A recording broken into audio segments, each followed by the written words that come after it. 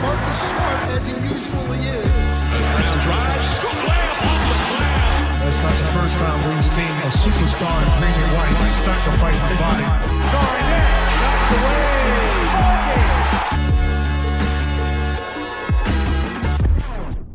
Welcome in to another episode of First to the Floor. Ben Vallis here. Thank you for joining us. Hope you're doing well. Alongside me, fresh off his honeymoon, hot take Jake Eisenberg. Jake, how's it going, man? Welcome back. How was the honeymoon? Thank you, sir. I am good. I still need to shave fully, but mate, best 3 weeks of my life potentially in the running. Bachelor party, honeymoon, wedding. It's awesome. Love it. Yeah. Love it. But So I mean, good. besides the last hour of my trip where I got bitten by a dog in Bali, which has led to me needing to get rabies vaccines for the past 3 or 4 days. Jesus. Outside of that, literally the perfect 3 weeks. But that's life, right? You just got just one little... I didn't want to come back, Ben. Outside of the Celtic season, I didn't want to come back. But then this dog bit me, and I had potentially had rabies. And I was like, you know what? I think this is a sign. Celtic season's coming. We could have posted you up somewhere in Bali there to keep the show rolling from overseas. It could have happened. Yeah, I'm sure that's in the budget. Yeah, we'll give you the I was going to say the Celtics Reddit podcast credit card, the First to the Floor credit card next time you travel. You can expense that one. Yes. All right. Well, it's so good to have you back, man. And there's so much to get to tonight. We've got some minor roster changes to get to. The Schadenfreude Report, regular season awards predictions, a brand new segment called Lizard Brain Takes, and we're announcing the winner of our 5-star Walshy competition towards the end of the show. And we'll wrap up with predictions for week 1 of the regular season, which is right around the corner. Thank God it has been a long off-season, and now even this little mini drought between the end of preseason. We had a 5-day drought during preseason. I just can't wait for constant games. So They shout gave out us to a everyone in the chat. little. They gave us a little, taster. It's like giving a drug addict just like not quite enough to get fully high, and it's just like I need it. I had a taste. I got 17 minutes of Jason Tatum and Porzingis pick and rolls. I need 30. Give me 30 minutes. Yes, please. Now, I should call this out for anyone who's watching live on YouTube. I've got this little sweat rag here. It is so hot up in my attic. I'm getting it renovated. It'll be a cooler space for me to record, but it's the middle of the almost summer day here in Australia. The sun is beating down, but the show must go on. That's why I look like a little damsel in distress here with my little handkerchief. Anyway, Jake, let's start with the roster changes. Wenyon Gabriel was waived. Did this come as a surprise to you? I was a little bit surprised. I thought they might take the approach of going with 3 backup bigs and seeing which one fits, which one works the best. Similar to how they did the Noah Vonleh, Kabengele was around. They had a bunch of guys, and then they kind of let them go as Blake Griffin emerged as our third big man. I really liked Gabriel at the Lakers. I think it's kind of unfair. He didn't really get a real shot to play with the starters or some of the guys that he would actually be playing with, where I thought that's going to be the place where he's able to show what he can do. But that was true of everybody on the end of the bench. Like, no one really got extended minutes with the main guys, which I think has made it quite difficult to evaluate who's been good and who you actually want to get minutes. But I kind of liked Gabriel at the Lakers. I didn't take too much away from the preseason games. I thought Brissett or Banton may have been the ones to go, and just because the position that we kind of need right now is that third pick, to me is the main need. Yeah, well, to me, Brissett and Banton, they just feel too embedded in the team. Do you think there's anything to that? I know we haven't seen ultra convincing showings from either of them really. They've had both of them at strong showings, particularly Banton, but they just somehow, I guess due to that lack of depth beyond the top 6 or 7, they feel somewhat embedded in the team, even culturally speaking to some degree. Is there anything to that? Brissett definitely does. He feels like he's a Celtic already. He's painting the nails with the clovers, and he's in some of the social media stuff that's coming out. He's got the vlog, obviously, which I know I've seen you commenting all over the place. We have to keep Brissett Yeah. for the vlogs. We need the insights. Can't argue with that. And then Banton clearly is someone that they either like or want to like. He's gotten so much more run than I thought he would. And I think that's because they really wanted to see if there's anything there. Because, you just can't find what he does in theory, like many places. The 6'9" guy that can actually play some point guard, there just isn't many of those guys. He has the tools. I don't really feel like I wouldn't feel super comfortable with him playing like 15 minutes a night right now. I don't think. But I do believe that they would like to unlock what he does potentially have. Because if they are able to develop him just a little bit, I think that there's a big payoff and there is upside there. Who knows if we actually get it, but like it's quite obvious to me that they like what he could potentially turn into. Yeah, absolutely. I fully agree. And with the case of Wenyen Gabriel, he was on a non-guaranteed Exhibit 9 deal. So there's no cap hit or anything there. It's just a simple cut and waive. Per Celtics blog, first of all, per Celtics blog, they used Neemias Queta as the comparison here, and that Gabriel didn't capitalize on his on-court opportunities like Neemias Queta did. Queta was plus 13.7 during his time on the court, and he had some time with the starters as well, while Gabriel was a negative 1.3. Maybe this goes back to what you were saying, Jake, like it's unfair. He didn't get time with like FS players, and therefore, like how can you cite plus minus? But like when you start to pick apart the stats, it's difficult to make the case for Wenyen Gabriel in this case. Yeah, I just for me, I feel comfortable and confident with some of the backup wing stuff. So like for me, I don't have really any concerns with the roster at all. Like as a actual macro, from a macro perspective, this is the best roster in the NBA. But if I had to rank my concerns, it's the big man spot. It's the Luke Cornett. It's the Queta. That's why I would have liked to just take one more shot on a guy that played like 1,000 minutes for the Lakers last season, who I base a lot of my opinions, especially when we actually get to see them play for the Celtics, on how that fan base feels about them. And Lakers fans like enjoyed Wenyen Gabriel, and so I thought that it would have made sense to just kind of take that spray and pray approach to the big man spot. But I'm not turning into a Wenyen Gabriel stan. I'm not going to die on this Wenyen Gabriel hill anytime soon. Yeah, well, I mean, especially, maybe you can help me out here with exactly what the salary cap, like sort of implications would have been. But if we were to sign Gabriel on a minimum deal, we're committing a roster spot to him. We're committing some salary to him. There's potentially some repeated tax fallout as well. So do you, I guess, as much as you're saying you like Gabriel, do you kind of prefer that we're not committing that money to him and leaving a roster spot open for potentially, shall I say, Blake Griffin? Yes, Blake Griffin or Jack White, recently cut from the Thunder today. That is someone I would love Brad see, and kind of feels this little need that we're talking about as like a versatile, switchy kind of big man, kind of gives him something a little bit different in the front court. But no, I would like to keep in a roster spot open too. I would have just let go one of Banton, Brissett, or Svi, even though those guys have kind of looked all right. We have Svi already. Like Hauser is just a better Svi to me. Lamar Stevens is a better Brissett, and so I would have let one of those two go maybe. But whatever Brad does, I'm going to assume was the correct decision at this point. It's gospel, absolutely. So Lamar Stevens, speaking of, was my not guy, waived. your guy.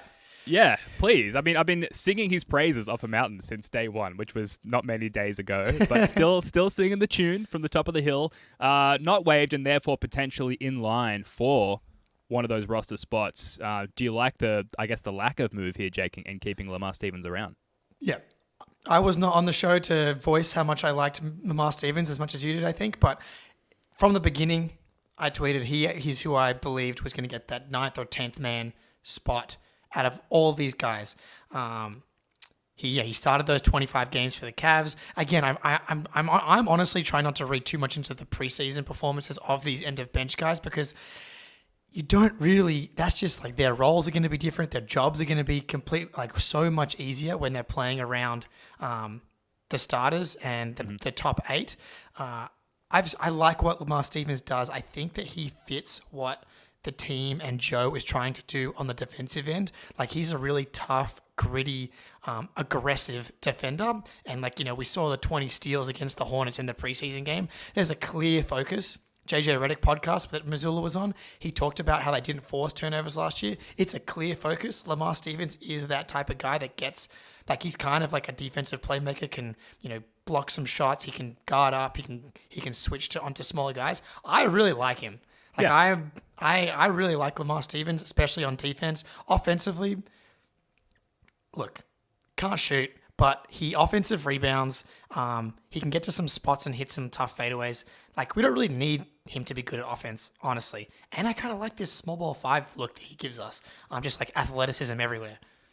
Totally. And he has that one go-to offensive move out of the corner. He sort of dribbles, I guess, not baseline, the opposites, like towards center court, and has that sort of pull-up just inside of the free throw line, mid-range jumper as well. And he's like, I think there's been like maybe 4 or 5 attempts of that, but he's extremely money on those looks. So Lamar Stevens' island is very much under construction. If you do a flyover at the moment, you look down, it's still tractors and excavators clearing plots of land. But the biggest one belongs to me. There's plenty of plots available for everyone who wants to invest.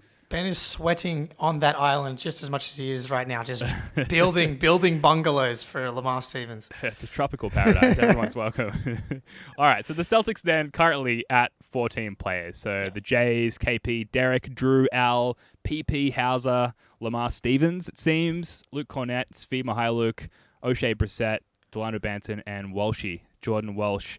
That leaves a roster spot open. I will just be quick here because there's like endless speculation to be done on that final spot. But do you think they're just going to leave it open and just get into the season and see where they're at? As much as I would love them to sign our fellow Australian Jack White, I do think it makes a lot more sense to just wait and see how they play. Is there a need? Like, is that big man spot actually an issue? Is the wing depth actually an issue? Or does someone just kind of become available that they didn't think was going to become available? Yeah, I think that's what I would do, and I think that's what Brad's going to do. But Jack White, top of that list. Yeah, I know Kenny Hustle, he didn't quite shake free there, but someone good for the Thunder was going to shake free. They just have so many players, and unfortunately it was Jack White, who I thought they gave a guaranteed contract to. I haven't actually looked into that yet, but yeah, I think they just leave it open. Jack White on the team, like, I've never had any luck emailing Celtics PR, and thanks, Celtics fan. The way I'm sweating, I'll be first to the floor. Absolutely. I've never had any luck getting in touch with Celtics PR, but imagine if there's an Aussie on the team. We would be the obvious show to come on. Am I wrong? And we missed the Bainesy era, unfortunately, with this podcast, well, for the most part. So bring on Jack White. I'm all for that. One other roster move that was made, Nathan landed. Nathan Knight, our Knight in Shining Arbor, signed to a 2-way contract. He spent the preseason with the Knicks and the previous 2 seasons with the Minnesota Timberwolves. He actually had career highs against the Celtics in December 2021, where he dropped 20 points and 11 rebounds in 29 minutes. Jake, it's no longer a coincidence, right? Like, Brad is recruiting guys who have had single instances, flashes in the pan, if you will, of dominating the Celtics. It's no longer a coincidence. Well, he learned from the best. He saw Doc Rivers doing it for years, and Doc Rivers just a flawless coach, flawless GM. I don't know. It is very interesting that he's done that. But our good friend Eric Weiss, who'll be joining the podcast sometime soon as well, I saw him tweet out his support of Nathan Knight. I remember that Timberwolves game very vividly. It was like around Christmas time. I was away, beach Airbnb, had a couple of beers, and it was like one of the worst losses. It was the COVID year, I think, where it was just so many players rotating in and out, which is why Nathan Knight was actually playing. And I remember texting my dad being like, I don't know why everybody's freaking out. I'm not sure if it's because I'm just relaxed, I'm on holiday and I've had a couple of beers, but it doesn't seem like that bad of a loss. And my dad replied being like, no, it's definitely the beers. That was a horrific loss. I remember it well. Yeah, Nathan Knight. 2-way, right? Yeah, 2-way. Yeah. He's a power forward / center, 26 years old, 6'10", 253 pounds for all the dimensions nerds out there. Probably won't see a lot of time, if any, with the team, but I guess just some big man depth / endurance for the Celtics there. So, well, they know Cater's not going to be spending too much time in Maine, so they knew they needed to bring in another big man. That's right. It's all about the Maine big man depth, clearly. Yeah.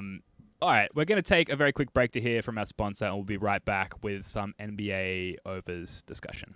Snap into action this NFL season with FanDuel, America's #1 sportsbook. Right now, new customers get $200 in bonus bets guaranteed when you place a $5 bet. That's $200 in bonus bets, win or lose. If you've been thinking about joining FanDuel, there's no better time to get in on the action. The app is so easy to use. There's a wide range of betting options, including spreads, player props, over-unders, and more. So visit FanDuel.com/Boston and kick off the NFL season. FanDuel, official partner of the NFL. Shout out to FanDuel. Shout out to CLNS for presenting the show. We love them dearly. Jake, you have constructed, according to our run sheet here, the ultimate NBA overs parlay. Take it away, sir. Yeah, this is the put the house on it overs parlay. Please don't do that. Thankfully, I don't have a house to put on, so that's good. So these are all overs. I haven't written down the actual win totals because I forgot. I'm realizing right now, but all overs. Parlay these all together. Hawks over, I believe it's 42.5. Celtics over 54.5. Heat over 44.5. Thunder over 44.5. I'm remembering them now off the top of my head. Magic over 36.5. It may be 37.5. And then Pacers over 38.5. That comes to plus 4,562, which I believe if you put $10 on that, and that's $450. Clearly, nothing could go wrong there. But those are the teams that I went through and looked at. Those are the 6 I felt the most confident in going over. I can come. Yeah, that's what I'm thinking. Any of those jump out as you as not hitting? Yeah, maybe the Thunder. I just think there's a lot of hype around the Thunder. They're very young. The West is very deep. There's a lot of competition. There's a lot of reliance on potential and that team continuing to come together and to stay on their trajectory. I think maybe I'm gonna regret this take, but I think maybe they're a little bit overrated. So I would maybe hesitate on the Thunder over. Hawks as well, just because I just don't believe in them as a franchise. But I'm still going to put money on this responsibly, of course. You've convinced me because I love a good parlay, a multi, as we call it here in Australia. Always good fun and a good way to keep track of things as the season progresses. Yes, I'd like to think that I was first on the Thunder are going to be really good next season because I bet them on FanDuel to win the West at 71-1, and they're all the way down to 26-1 at this point because the hype train. Clearly, my bet moved the markets over the summer, so that's what's happened there. But I'm kind of a believer, especially regular season wise. I think that they try really hard every day, which cannot be said for pretty much every team really. They just every game they're just balls to the wall. So that bodes well for their over. And then Quinn Snyder, I think that a full season of him could actually get the Hawks. Not to be that very good. It's got to win 44 games. Yeah, that's true. Not a bad point. See. Let's get to the Schadenfreude Report. Schadenfreude. The Sixers. Schadenfreude. The Lakers. Schadenfreude. The Heat. Schadenfreude. Milwaukee Bucks. Schadenfreude. Warriors.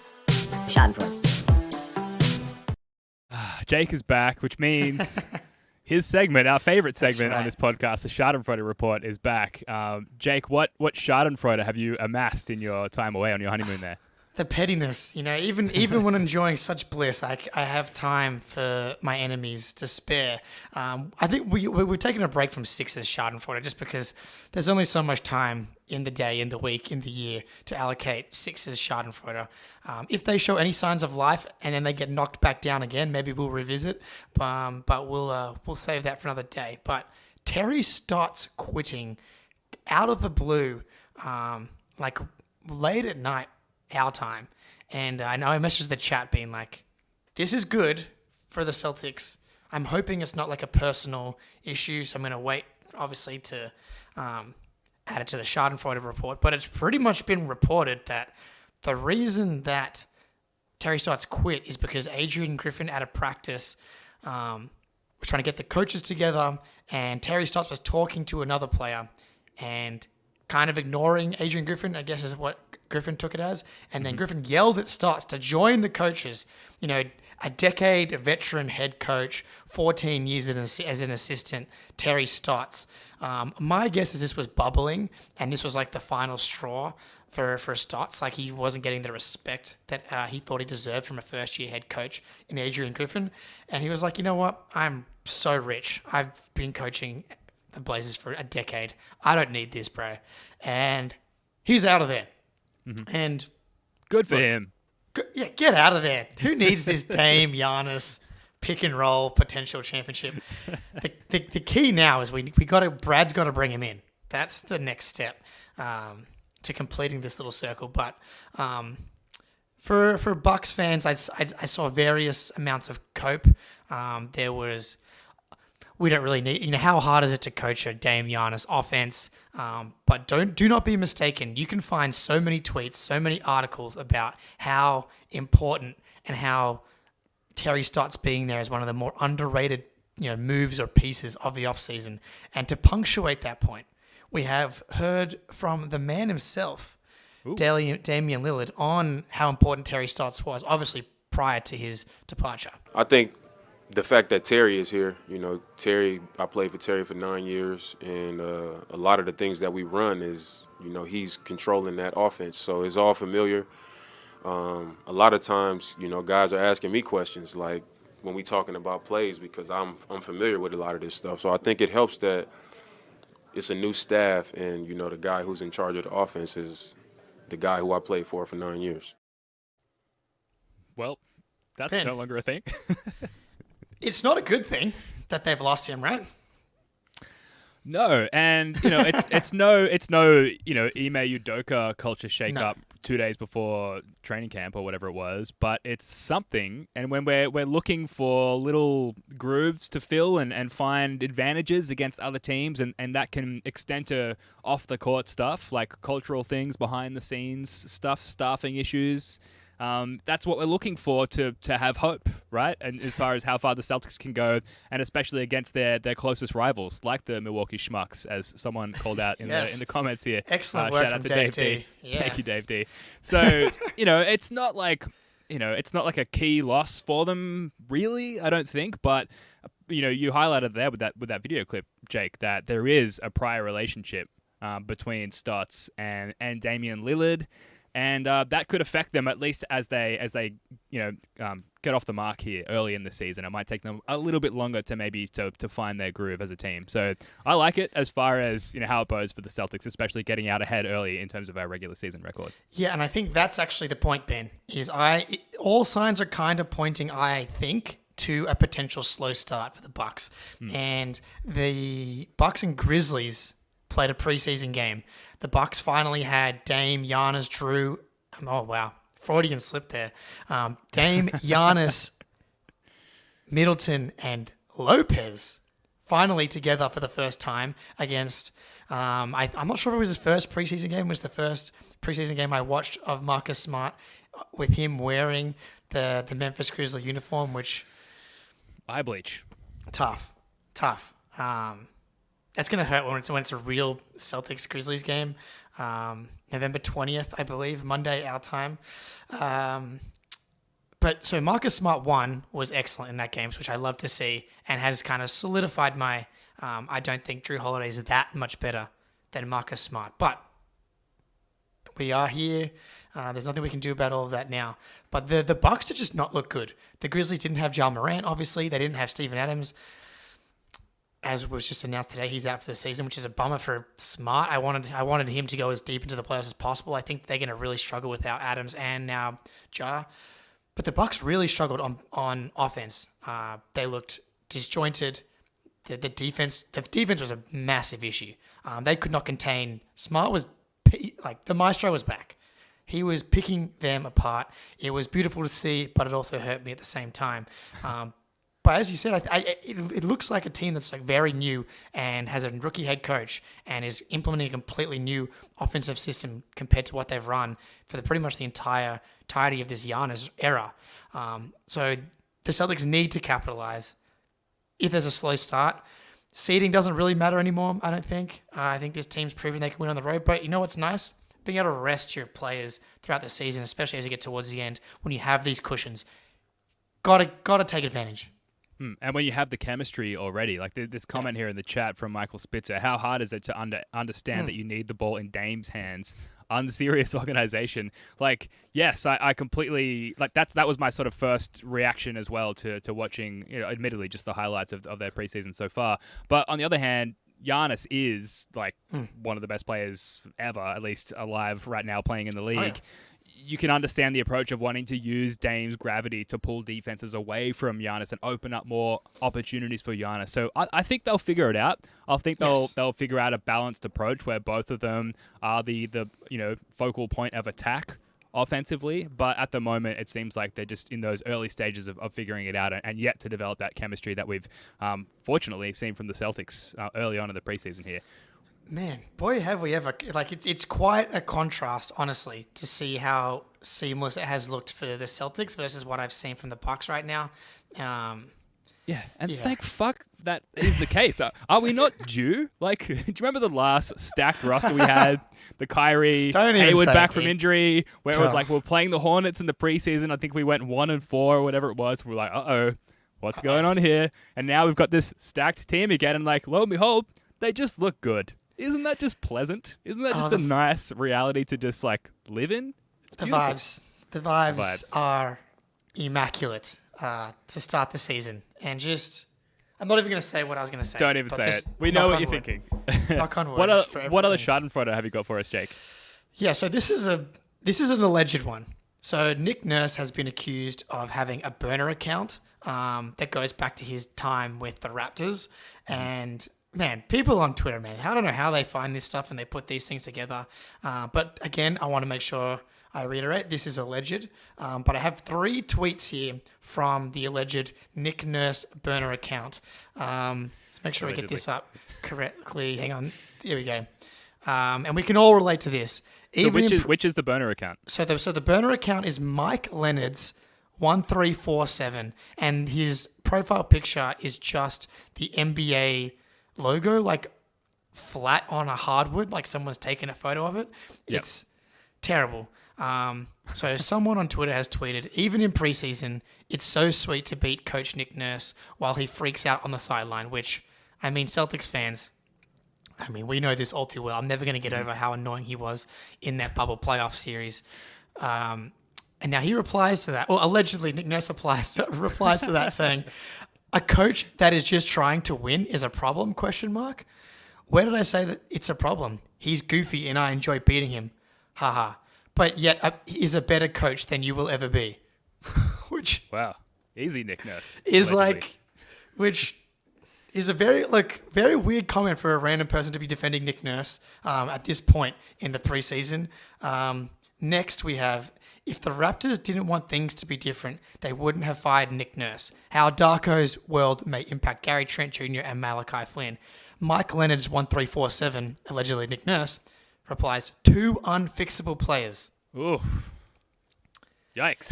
Who has these wild takes about, Malachi Flynn and Gary Trent Jr. other than their ex-head coach? It's hard to say for sure. And the last one, there's a lot that I just pulled 3 that I enjoyed. So someone tweeted, it's preseason, but the Raptors had 30 assists on 39 made field goals tonight. They only hit 30 plus assists in 9 games all of last season, including preseason. Someone replies, Nick Nurse and Fred were the problem. Allegedly, Nick Nurse replies, no, they weren't. It was management not getting a good enough roster. It's either Nick Nurse or someone that really, really loves Nick Nurse. Those are the only 2 options. Yeah, I mean, you've convinced me, Jake. I see no reality other than it absolutely being Nick Nurse. So that's just interesting little ingredient, spice added to the pot as we jump into the regular season here. I was gonna say, like, I started this by saying we don't have any Sixers Schadenfreude, but I guess this is technically Sixers Schadenfreude, right? Oh yeah. Carried on.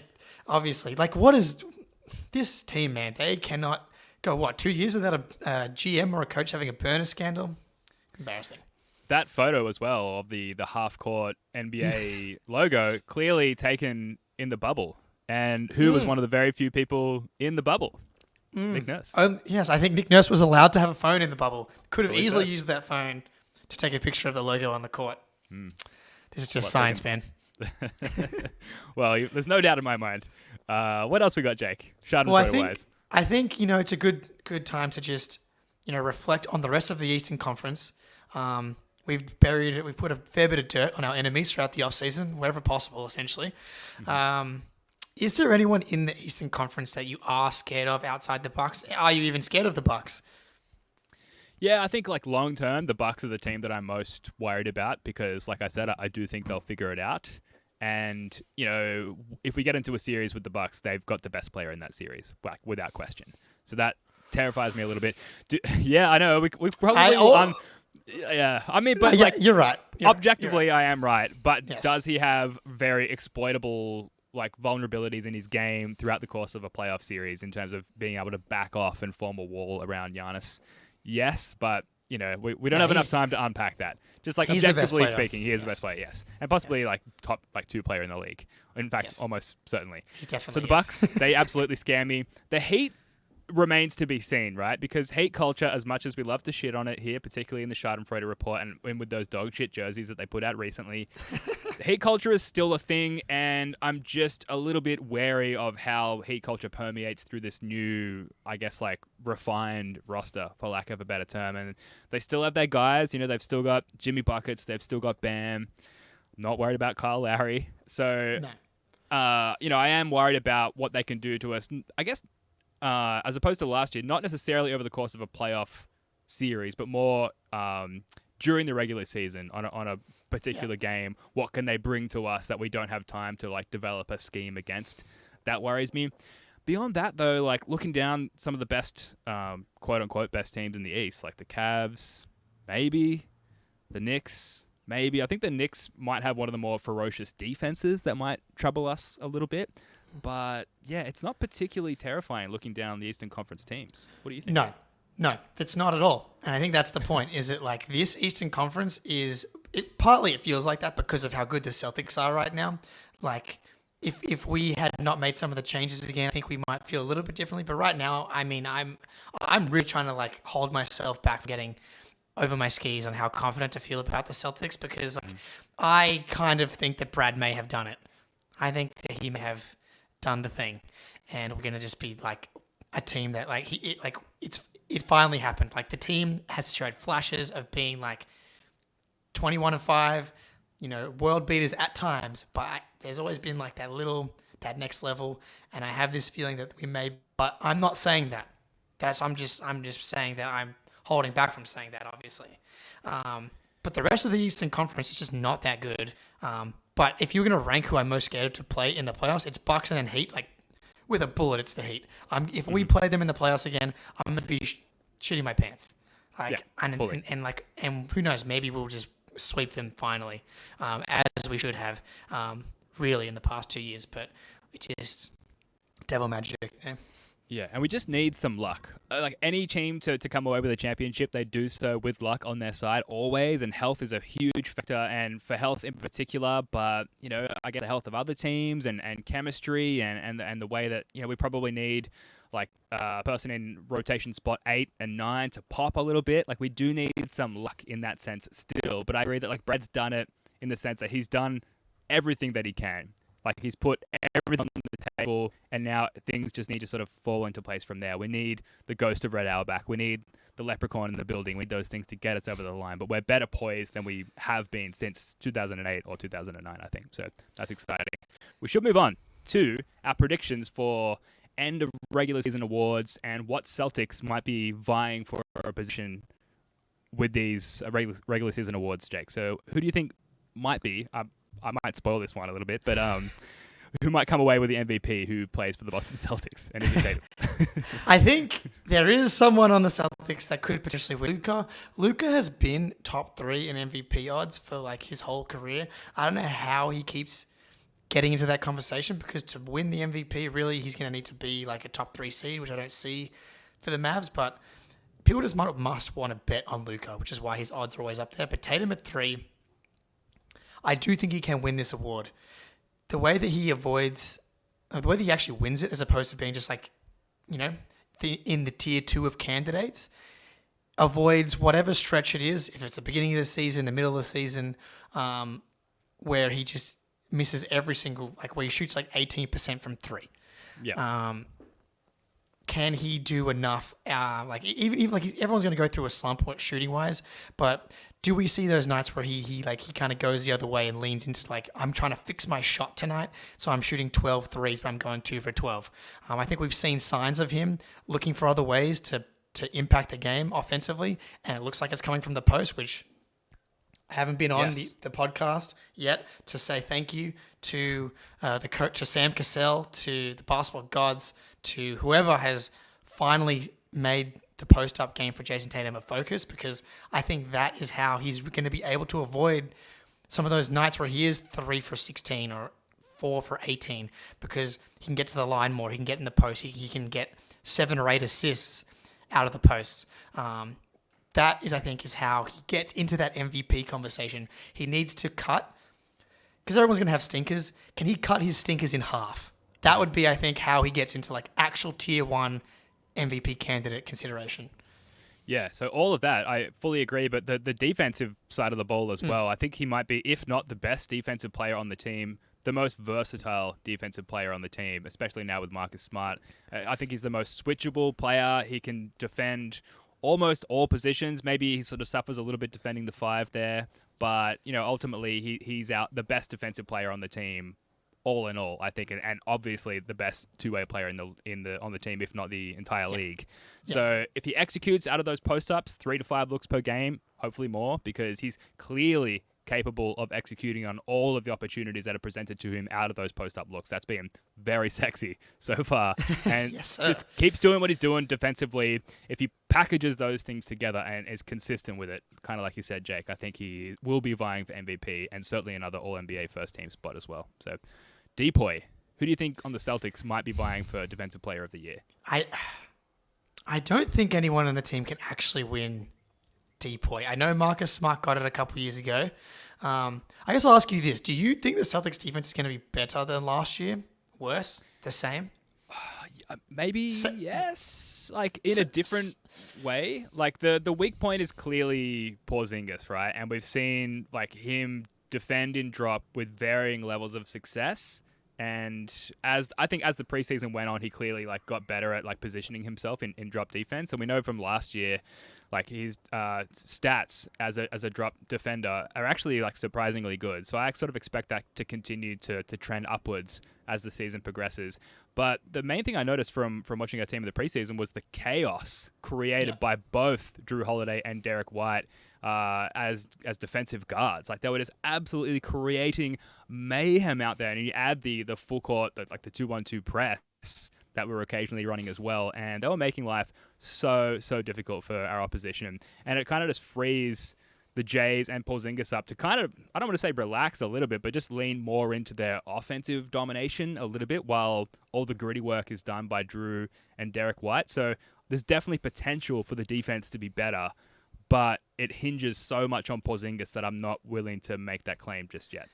Yeah, I think so as well. I just love that they're leaning into this different identity, because I think on paper the defensive personnel is as pretty much the same to me. Like especially in the regular season when talking about Defensive Player of the Year, Marcus definitely slipped regular season wise. He was really good in the playoffs. Drew was like one of the best defenders in the league last season in the regular season. So I think you replace him with Marcus regular season wise, but I guess if you assume Porzingis plays 55, 60, 65 games compared to what Rob played, maybe the overall defense is slightly better. They were the second best defense in the league. Just never felt like it last year. Personnel-wise, I don't see how they're going to be better, but what I'm really liking so far is the approach being different, because it just didn't make sense last season for us to not generate turnovers, because you have Marcus, you have Derek, you have Jalen and Jason, these guys that are all long, that are all really, that are mostly all really high IQ defenders and are really good at getting hands in passing lanes. So if they do that and that works, that's where I can see the defense actually being better last year than last year. But as far as winning Depoy goes, I'm not sure I see it for anyone, because everyone's going to be stealing points from each other. Yeah, well, per FanDuel, Drew Holiday plus 2,500 for Defensive Player of the Year. Jason Tatum plus 12,000, which is spicy. Am I wrong? Is that 120 to 1? I believe so. Yeah. I struggle because like the formatting of the betting odds is different in Australia, but I know that's worth high. Wagering on responsibly, of course, via FanDuel. Shout out our sponsor FanDuel and CLNS. That's interesting. I would have thought he would have shorter odds than that given his defensive prowess, but interesting. Sixth man of the year. Really, it's Horford or nobody as far as the Celtics are concerned. Well, this is what's interesting. Okay. Well, this is what's interesting is that I went to go find the Horford 6 man of the year odds on FanDuel, and they're not there. Like Drew Holiday and Derek White are there at like Like Drew Holiday's 19-1 plus 1900, Derek White's plus 2300. So like, I really want them to add like Al Horford because I want to be able to bet on him at like 1,000,000-1 because I like the idea of that starting five being Derek, Drew, Jalen, Jason, Porzingis. It does sound like, I mean, Joe's basically saying they're going to change the starting lineup every single night. I don't know. To me, I'd like, for the teams that it makes sense to start double big against, you do that. The Milwaukee's, the Cleveland's, the Phillies, where you want to have, Porzingis in the roaming role off PJ Tucker like we did with Rob. The teams that have like clear double big lineups where the matchup makes sense, that's where Horford starts. And then maybe you alternate who comes off the bench between Derek and Drew to make the sacrifice equal amongst those guys. But to me, it makes perfect sense to have Horford come off the bench for the majority of the season, where you can get his minutes down to like 26, 25, 24. And how excited did Al Horford look to come off the bench, right? So I feel like he's like, he just juvenation. It's the definition of. Yeah, absolutely. Mr. Hustle out there. Yeah, I mean, I think hopefully Horford, maybe he's in with a chance if we're consistent with our starting lineup. It sounds like from what you're saying and what Joe's saying, we may not be. And people shudder at that. But if you can do that successfully, shuffling the starting lineup, that is, then it's a sign of buy-in from top to bottom, or at least your top 6 or 7 players. So it's actually, if done well and successfully, a sign of success. So I think we've got to at least allow that a chance as far as shuffling the lineup per matchups or based on matchups, like you said there, Jake. I think hopefully with Horford's case, if he does consistently come off the bench, hopefully he'll have the luxury of missing too many games. Hopefully things go so well that we can rest him enough such that like he technically doesn't even really qualify for Sixth Man of the Year because we just haven't seen him enough, and we've done so to preserve him for the playoffs. So yeah, I hope that he play doesn't qualify. 63 games last year he played, and I think you technically need 65 in order to qualify. Yeah, if that's the reason he doesn't win, and everybody's like, Al Horford was kind of the best Sixth Man of the Year, but he doesn't win because he only played 59 games, all due to rest reasons. I'll hang up. I'll get my own Al Horford Sixth Man of the Year trophy and send it to him. Yeah, I'll stitch something together. I'll stitch a little banner, a little first of the floor emblem on the bottom, mail it to him. If anyone has Al Horford's address, just chuck it in the comments here. Yes, please. Coach of the Year, is Joey Maz in with a shot, or will the pool of talent hurt him because the expectations are too high? So the Celtics are going to be so good, but man, even me saying it, I'm like, I don't want to jinx this so much, but I really do believe in this team being like 60 wins good. Maybe they don't get there because of rest and things like that, but that's how I really think this team is that good. So someone has to win the awards, and Tatum might not win the MVP or whatever. But I do think if Joe Mazzulla is able to bring this group together, incorporate Porzingis, incorporate Drew Holiday, get the buy-in of Drew, Derek, Al to rotate this Sixth Man of the Year role. There's going to be the feature article that comes out from Ramona Shelburne, who's talking about how Joe Mazzulla's gotten Rondo and Paul Pierce and Jonas Jerebko to come back into the facility. Please. That would be very vindicating for me personally. Sorry, continue. Can we get Jonas Jerebko back, please? That's who the guys want to hear from. But to get to rebuild this, how much have we wanted, and we've seen online about how much people want to get the old Celtics back in the building, and Joe being the guy to do it, get Rondo back in. How many times are we need a better point guard? Can we get Rondo in to either play or coach? Well, here he is talking about how he wants a 9-day contract, and just running one-on-one drills with Pritchard and Jordan Walsh and this stuff. There's going to be that feature article. If the Celtics are playing well, that's going to come out. I do think, especially when you contrast it to how people love narratives. You contrast it to where we were with Joe Mazzulla at the end of the playoff run last year. If he comes in and we're running these presses, we've got a zone look. The Celtics are forcing the most turnovers in the league this year. That was an emphasis because they didn't do that last year. These are all the little things that Joe Mazzulla implemented. They did not have the chance to implement because he got thrown into the fire 2 weeks before the season started. This actually might be the one I can actually see happening more than any of the other ones. Yeah, I mean, you're selling me on it. If they're just as good as they should be, then it would be difficult not to award him that, because if they're as good as they should be, then they should be really, really, really fucking good, basically. Yes, and don't forget, we're gonna have this is actually, I'm not sure if this is a good or a bad thing, but I think the overall coaching bump is gonna be real. Just Joe being year 2, and then having Cassell, Charles Lee, all these guys. Terry Stotts. Terry Stotts, that's right. Excellent call. Like, will having those guys take away from his candidacy, or does the overall coaching acumen of a team just get assigned to one guy, or is it going to be some bullshit narrative where it's like, actually it's because of Cassell and Charles Lee, which I don't really care if we're having to have that conversation about the coaching being so good that they're trying to take credit away, but I do think that it's possible that Joe wins it. Yeah, if Joe gets it, he's going to attribute it to everyone on his staff anyway, so I'm completely okay with that.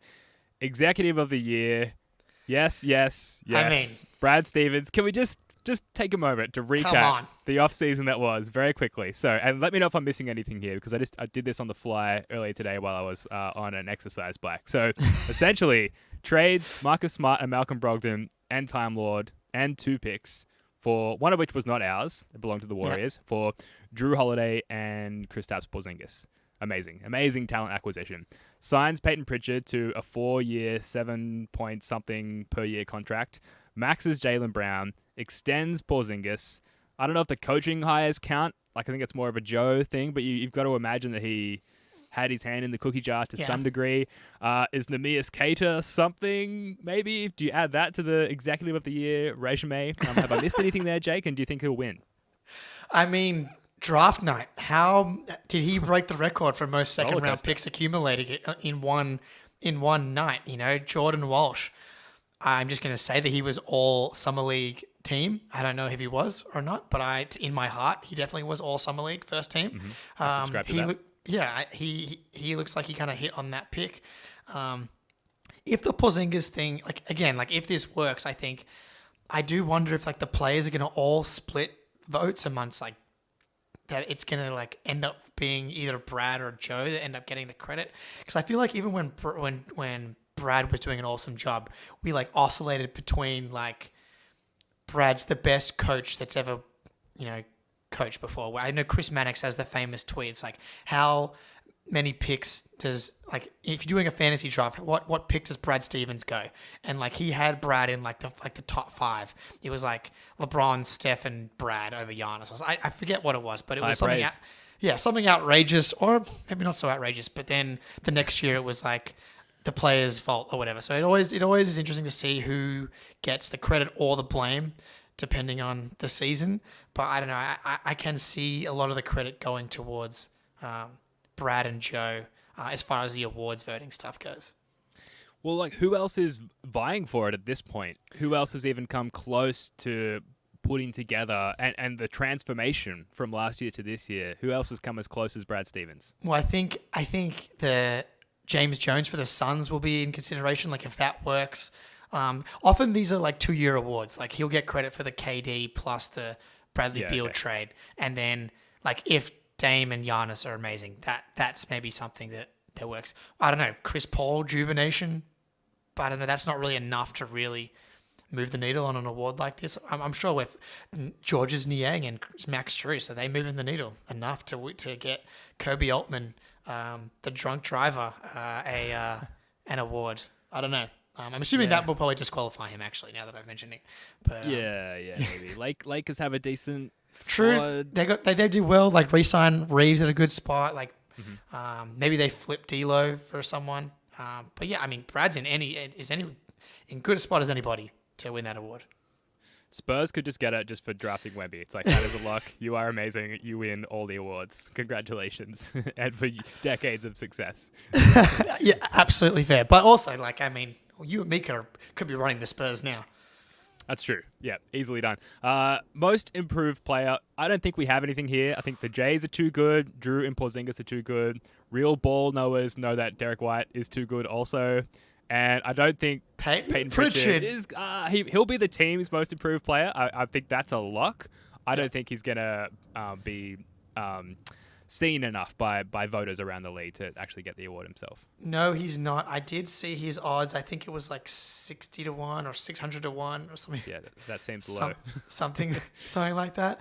I am excited for the Peyton Pritchard explosion because I think PP explosion. The PP. Sorry. That's my fault. No, that's my fault. I apologize. No, that's my fault. I should have Okay. gone. That's on me. I should have been first to that one. I think that if the PP is good, that there are a few things that are going to make the collective NBA intelligentsia more upset, like non-Celtics fans. Like if people, because we've been talking about how Pritchard's actually good for a while. Like people are like, he's good, and everybody's like, no, he's just a little white boy from Boston. Everybody thinks he's good because of that. But it's like, no, we believe that he's actually good. If he comes out and actually does what we think he can do, it's going to make so many people annoyed, which it's going to make me happy. Oh, yeah. Yeah, utmost joy. Really good comment from Jesse in the chat here. He says, if ESPN has White out of the top 100, I would think he can be in contention for MIP, which is a really interesting point. All-Stars, Jason Tatum, lock. And is this where we see the talent pool again? This Sacrifice, it's been the key theme in the preseason and training camp so far. Is the sacrifice such that guys are sacrificing potential All-Star points at this point?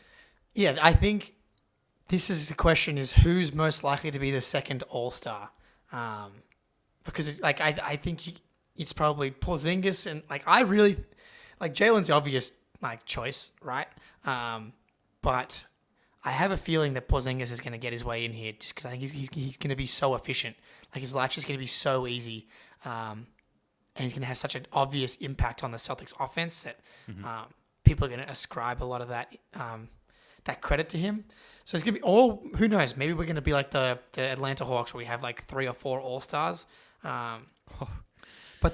Keep going, Jake. Can Derek White can we have a starting 5 of Celtics All-Stars? If Derek White makes the All-Star team, he will win All-Star MVP because he'll be just hustle and grind all the way through the game. But that's not going to happen. I think Porzingis, so Tatum, yes, definitely. And he's by far the biggest beneficiary of all the moves, as he should be. Everything should be centered around him. We talked about the post-up opportunities. We talked about, his size, bigger, faster, stronger, etc. Porzingis might be the exception to the idea of, sacrifices are going to have to be made because he's just going to be so fucking open all season that if he can just hit shots and then defend semi-decently and drop there, and our defensive rating or ranking rather remains top 5-ish, I think he'll be vying for an All-Star spot as well. Well, he was getting All-Star buzz last year. Not from a lot of people because the Wizards weren't winning a lot of games, but that's how good he was last year. And so I just think he's going to be so involved.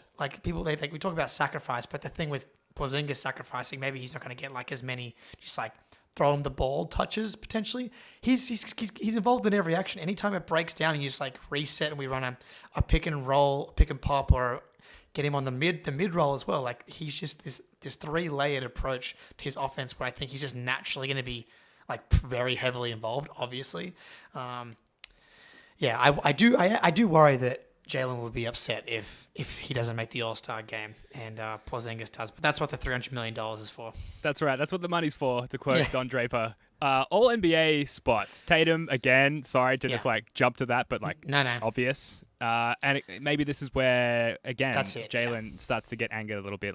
There's no way he can make All-NBA, right? Given the bevy of talent around him. No, and now it's positionless. So now it's not, 2 guards, 2 forwards, 1 big man. So Jalen kind of made it in part because he was a forward, and the forward pool was LeBron was injured, KD was injured. I mean, a lot of these guys might be injured again, but there was a lot of injuries to that position, and Jalen was the beneficiary of that a little bit. Obviously, he was awesome and deserved to be in with a shot anyway. But if you're now allowing 8 guards and 5 big men, it's just all of a sudden. Sabonis probably would have made All-NBA last year. Did he even? Or guys like Bam, Sabonis, these fringe big men that because Embiid and Jokic always get 2 of the big man All-NBA spots, and there's only 1 more. But now it probably there's going to be 1 or 2, maybe more than usual. So some guys are going to start to get squeezed. I would be very surprised if there's a second All-NBA Celtic. Yep, fully agree. Championship, that's the goal for the Yeah. next 1 to 6 years, according to Wick there. So I subscribe to that also. Yeah. All right. That was fun. We are going to move on to a new segment, a semi-reoccurring segment that we are going to call Lizard Brain Takes. There's a lizard in my brain! Work on that intro, but that's all we've got for now. So a Lizard Brain Take, Jake. So what is a Lizard Brain Take? So essentially, it's where we deactivate the civilized, developed, evolved parts of our brain and allow our reptilian brain, our reactionary brain, our primal brain, if you will, to focus on the Celtics. So with that said, Jake, what is your lizard brain Celtics take? Yeah, look, I felt like the old guy on the podcast once. You and Spoonie talking about lizard brain takes, and I had to Google. I went to Urban Dictionary for the lizard brain definition just to make sure I was correct. And it was like, you get so high that you just stop worrying about what your thoughts actually sound like, which I cannot confirm or deny has happened to me before. But I'll go with mine. And talked a lot about sacrifice. One guy that probably isn't going to have to sacrifice too much as far as his role and starting position goes, Jaylen Brown. Could we bring Jaylen Brown off the bench? Could Jaylen Brown be the sixth man of the year? Sixth man of the year, the six-man role is all about buckets. Jaylen Brown, you sub Tatum out, he gets his early sub, and in comes Jaylen Brown, still surrounded by Derek, Drew, Al, and Porzingis, and everybody's job is just feed Jaylen in the best possible spots, and he just can just gun. He's just getting them up, pull-ups, getting downhill, coming off screens. He's just gunning, which we know he loves to do. And then the starting five all of a sudden has all of our five best decision makers and our five best defenders. The fact that we can say that Jaylen Brown's our sixth best defender is not a slight to Jaylen Brown. He's a good defender, maybe not as good as his reputation, but I think that as for versatility, all those things, Jaylen's our sixth best defender, and I think it's pretty obvious that he's our sixth best decision maker with the ball in his hands. So you have these guys come in, and then Jaylen just boom, body blow, 3 threes, JB for 3. It's the perfect lizard brain take because there's some fundamental logic to it, right? Like everything that you're saying, you make a good point. And then it's only once you start to add sort of logic and an evolved civilized brain to it that you start to rule out like why that could be the case. Like the obvious point there is Jaylen Brown's contract, his tenure with the team. No. Like you just wouldn't do it. But like all logic aside, all non-reptilian brain thought power aside, it makes sense. People in the comments like let us know your thoughts. Like it's not going to happen, but it's the perfect lizard brain take. I'm all for it. Maybe it's something we see with like a 33-year-old Jaylen Brown one day, like that he becomes kind of like the Lou Williams of hopefully the Celtics still or whatever team he's on. Yeah. That could be interesting. That's a great lizard brain take. Love the debut take on this segment. I have a take. Yes. There's one remaining roster spot on the Celtics. Is it not now time? And remember, this is a lizard brain take. Do not take this out of context. And we can't clip any of these, right? Because they'll be taken out of context. This is limited to the podcast. It's a podcast exclusive. We've got one roster spot left. Is it not now time to bring back Isaiah Thomas? Like, we're going to win a championship. Bring him along for the ride. Give him what he deserves. You can sign him to a vet minimum. He's not signing anywhere else. We've got the open roster spot. We can always cut him, which actually would be devastatingly brutal to cut him again or to get rid of him again. But like, I feel like we're giving him what he deserves to bring him along for this ride, and he can just kind of do his thing and get the ring, and again, lizard brain. Look. Pritchard, like right now, we are kind of thin at like another legitimate like point guard, ball handler guy. Isaiah Thomas, I'm sure he can still handle the ball. Him and Peyton Pritchard shared the court together at this summer at the Toronto Ball Don't Stop Pro-Am. I want to say yes so badly because like that was maybe my favorite Celtics season of all time. The king in the fourth. Is it time to bring him back? Look, lizard brain. Mm-hmm. Yeah, obviously. And it would be devastating if he saw the court at all in any sort of relevant part of any game. Like I could admit that as part of my lizard brain thought process. But I don't know. I just feel like we can't bring Marcus Smart along. We can't bring Jonas Jerebko along, although technically I think we could. But we could definitely bring Isaiah Thomas along for the ride and give that man a championship ring for the Celtics. Just got to brief him. Hey, if you want your NBA contract, to me, he looks quite clear that he would play any role, which would also involve not playing at all. So I do think that he would be totally comfortable not playing unless there was like an emergency injury situation. But also, can you imagine? We're up 30 against the Hornets, probably at home. It's IT time. He's tapping the watch. It's Gino time. He hits a step back three. PP explosions everywhere, dude. Oh, yeah, me at the front of that line, absolutely. In the middle of that circle jerk. Look, it's not going to happen. We need to keep that roster spot open. But look, this is what Lizard Brain takes are all about. It's from the emotional epicenter of your brain. So folks in the chat, folks listening later, let us know what you thought of those Lizard Brain takes. And more importantly, let us know what your Lizard Brain takes are, because we will definitely use them on future podcasts. Yes. Now, we're almost ready to wrap up here. Before we go, though, we do want to announce the winner of our now very long-running 5-Star Walshy campaign, where if you left a 5-star rating and review on Apple Podcasts for us to help us with the algorithm there, you would go into the running to win your very own Walshy jersey. Not Walsh jersey, your very own Walshy jersey. Likely the only one in the world. Who knows? Maybe we have inspired a few punters around the globe at this point, Jake. But the way to truly randomize who would win this competition, difficult to sort of aggregate all of the reviews and ratings that were very generously left across different Geo iTunes stores or Apple Podcast stores around the world. And thank you to everyone who entered. I got my wife to review all of them. She could not care less about the Celtics or this podcast. She is completely unbiased when it comes to picking a winner. She read through them all and she made this selection.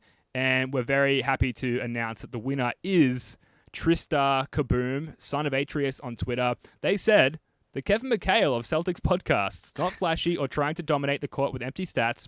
This show is consistently going to show up and get it done at a championship level. The three hosts, Ben, Wayne, and Jake, all add something to the show and fit together super well. Shout out to Jackson and Joe, who are also a huge part of the show. They all share a sense of fun and positivity, free from trash, reactionary takes, which, if you look at the last segment, is just no longer true. Also, Spoonie's articles, often covered in the show, are some of the best Celtics content out there. Love it. So thank you to Tristar Kaboom. Thank you to my wife for combing through all of those reviews, and thank you to everyone who entered. And son of Atreus, Tristar Kaboom, we will get in touch with you and get you your Walshy jersey in the mail pronto. So any thoughts, Jake? Legend. No, I look, everyone that wrote a review, I just really appreciate it, and reading nice words is always appreciated. Thankfully we don't get too many haters out there. But yeah, look, we appreciate everybody that's listening every single day, every single episode, and every review. But I'm gonna be jealous of that Walshy jersey. And I'm gonna might have to get it mass produced. I might have to. Yeah, I don't think we can put our own. I wonder if it's because it's it's a Walshy. Can we put it on the First of the Floor merch store that's coming? Probably not. Yeah, we'll definitely have to look into that. Definitely, that's a really good idea. All right, let's wrap up with this. Week 1 is right around the corner. Wednesday night, 7 p.m. at New York. Celtics are minus 2.5 favorites in that game. Friday night, 7:30 p.m. at home versus Miami, the home debut. Get to see our old foes, the Miami Heat there. And then Monday night, 7 p.m. at Washington against the Wizards there. Jake, 3-0? Or what? What are your predictions for the upcoming week, the first week of the regular season? I am so excited for opening night. So I was thinking about the Knicks game. And then I realized, I was thinking about Porzingis. This is a revenge game for the big Zing Dog. My dad was in New York when the Mavericks came to play the Knicks. It was one of the first times Porzingis came back to New York after leaving. And we've been to Boston when we saw the Nets play the Celtics, obviously. So we've heard the Kyrie boos, and he was like, it was on another level. The vitriol that the Knicks fans showed towards Porzingis was really intense. I guarantee that he remembers that. I guarantee that he is ready to go opening night, Madison Square Garden. I think it's going to be awesome that night. It's hard for me to bet against the Celtics on any of these games because I know that they'll be up for the Heat game for some revenge. The Wizards suck. But I could see something weird happening with the Knicks game just because it feels like that always happens with the Knicks. It was Evan Fournier 2 years ago or whatever it was.